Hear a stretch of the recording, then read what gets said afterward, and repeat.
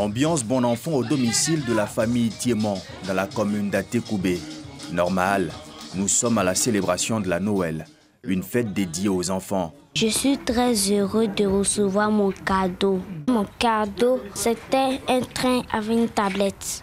Le doyen Ange Baudelaire Thiémon a voulu célébrer cette fête dans le cocon familial. C'est la fête des enfants, comme on le dit. Alors j'ai invité quelques amis qui sont venus avec leurs enfants, qui ont reçu des cadeaux. Moment de partage et de convivialité, la fête de Noël est aussi un moment de retrouvailles. La famille Copré, qui vit dans la commune de Cocody, n'a pas dérogé à la tradition. J'ai voulu fêter avec mes filles. Je suis marraine de 15 enfants. Je n'ai pas tout le temps pour les voir. Donc j'ai décidé que ce jour-là, on puisse se retrouver, faire la messe et puis partager vraiment un repas ensemble. Je dis merci à ma tata pour tout ce que ma tata a fait pour nous. Je lui dis merci et je l'adore. Nous avons dansé. Dans ce quartier de la Riviera Cap-Nord, toujours dans la commune de Cocody, c'est le calme plat. Ange et ses frères n'ont pas reçu de cadeau cette année. L'année passée, comme cadeau, il y a eu poupée et dinette. Et cette année, il n'y a rien eu. Parce que mes parents n'avaient pas de l'argent pour acheter mon cadeau de Noël. Christian, son frère cadet, ne désespère pas pour autant. L'année prochaine sera la bonne. Cette année, je n'ai pas eu de cadeaux, mais j'ai eu la grâce de bien manger. J'espère que l'année prochaine, j'aurai des cadeaux. Ces enfants n'ont pas reçu de cadeaux cette année du fait de la crise sanitaire liée à la maladie à coronavirus et ses conséquences sur les activités génératrices de revenus. Assis sur cette barre de fer, le regard perdu dans le vide, alors que la rue chante la magie de Noël et respire au rythme de la fête, Dirasouba observe attentivement les mouvements des voitures qui se succèdent ici, au terminus des bus 81 et 82 à Cocody-Angré. Le gamin de 10 ans ne connaîtra pas le bonheur d'être visité par le Père Noël. On est dans la rue, on ne gagne pas les cadeaux. Ça, on regarde les parents avec les enfants et fait les cadeaux pour les enfants. Quoi. Donc là, ça nous fait mal, nous sommes les cadeaux. Livré à lui-même, dans cette ambiance surchauffée de la capitale économique, vivant dans la précarité en rupture totale avec sa famille, Dirasouba affiche pourtant l'insouciance quand il retrouve ses amis. Ibrahim, par contre, a eu plus de chance pour ses fêtes de fin d'année. Il a pu participer à un arbre de Noël organisé par une association de bienfaisance. Les messieurs qui ont venu nous chercher nous ont donné des habits, des chaussures. Vraiment, on a fêté avec eux. Ces cadeaux reçus n'ont toutefois pas changé grand-chose à son vécu, ses réalités de toujours. Ce soir, il est obligé de mendier dans les rues pour se nourrir. Un peu plus loin, au carrefour La Prière, toujours à Cocody, Sylvestre est au travail, se faufilant entre ses véhicules à la recherche de pare-brise à laver en échange de quelques pièces d'argent. Moi, je ne fête pas Noël, mais je me débrouille dans la rue. Et lave carreau, et j'ai la carreau de voiture. Je sais gagner un peu, je me garder. Ça devient beaucoup de mal à la maison. Orphelins, déplacés des crises politiques ou victimes de violences, ces enfants qui ont élu domicile dans les rues voudraient vivre eux aussi la magie de Noël. Nous aussi, on est des enfants. On veut que les gens nous donnent des cadeaux pour qu'on puisse fêter nos fêtes avec.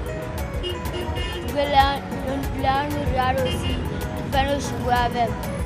À Abidjan, ils sont environ 3000 ou peut-être plus, ces enfants qui dorment dans les rues et qui ce soir auraient certainement voulu être ailleurs, sous un toit, à la maison, en famille, pour sentir la chaleur et vivre la magie de Noël et qui malheureusement n'auront pas de cadeaux. Quitter ces rues, ces endroits difficiles est aujourd'hui le rêve de beaucoup d'entre eux.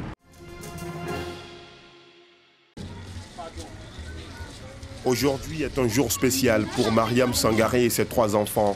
Pour la première fois depuis leur naissance, ils recevront des cadeaux à l'occasion de la fête de Noël.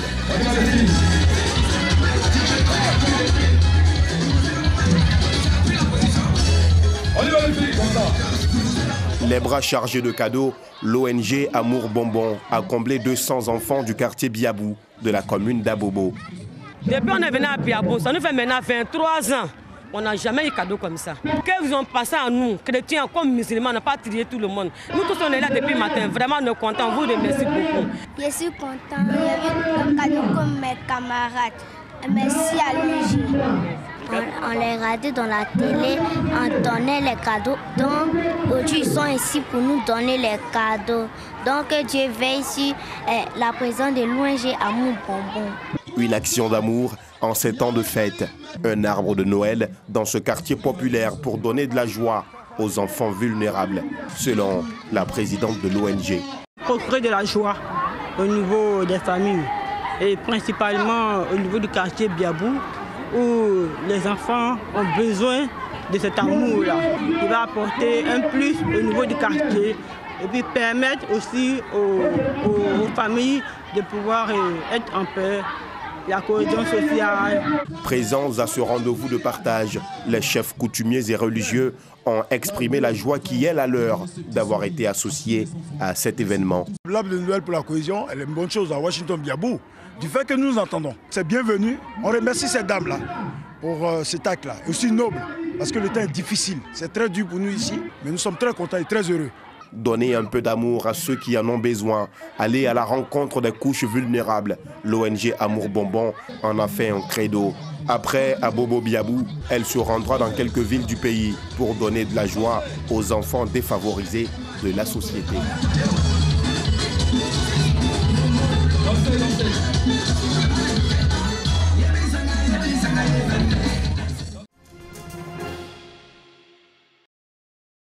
Deux entreprises se mettent ensemble pour une meilleure commercialisation du thon.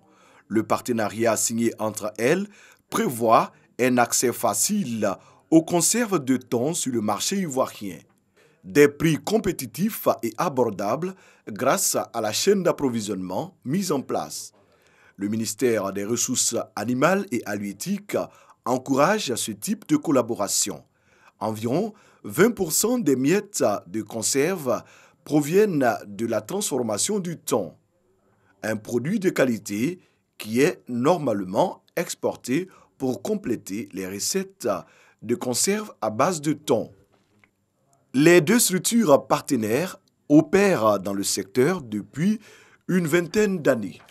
La cérémonie s'est achevée par une remise de dons aux hommes et femmes exerçant dans le secteur.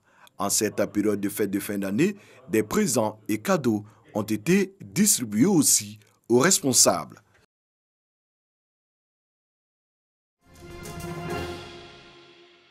Les premières doses du vaccin contre le coronavirus développé par l'américain Pfizer et l'allemand BioNTech ont été acheminées ce samedi en France à la pharmacie centrale des hôpitaux de Paris en banlieue parisienne. La vaccination va débuter dimanche en France comme dans toute l'Union européenne. En France, plus de 62 000 personnes sont mortes après avoir été infectées par le coronavirus. Les premières injections auront lieu dans 2 établissements pour personnes âgées, à Sévran dans le nord de Paris et Dijon dans l'est. Près de 19 500 doses de vaccins contenues dans 3 900 flacons, selon l'assistance publique hôpitaux de Paris, ont été transportés à bord d'un camion réfrigéré qui a fait le voyage depuis l'usine de Pfizer à Purs, dans le nord-est de la Belgique. L'arrivée dans l'Union européenne du vaccin Pfizer-BioNTech a été validée lundi par l'Agence européenne du médicament. Le feu vert français a ensuite été délivré jeudi par la Haute Autorité de Santé.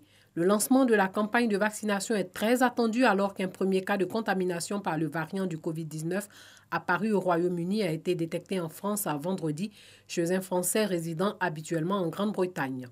La campagne de vaccination française pour les 7 000 établissements pour personnes âgées, leurs résidents et leurs soignants susceptibles de développer des formes graves de Covid ne va démarrer réellement à grande échelle que début 2021.